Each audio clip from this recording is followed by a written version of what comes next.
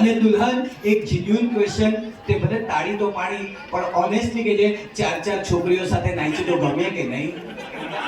ગમ્યું કે ન ગમ્યું? આટલો કા સાથે ચાલશે ને, બાકી કોઈ નહીં. અને આમ પણ તમારા બંનેમાંથી પોઝેસિવ કોણ છે આપણે વધારે? कौन जवाब? आज सब लोग बताइए, दोनों में से ज्यादा पॉजिटिव कौन है? मैं सबका आंसर चाहता हूँ, पॉजिटिव कौन है? क्या बात है. એટલે પ્રગતિ કે છે લસણની કળી તેલમાં તળી, લસણની કળી તેલમાં તળી, તું મને મળી તો બાજુવાળી કેમ બળી? राइट. और आप लोगों के लिए हिंदी में भी कह दूं, पॉसेसिवनेस वो जलन है, मिस ब्यूटीफुल, पॉसेसिवनेस वो जलन है जो किसी भी समझदारी के समंदर में बुझती नहीं.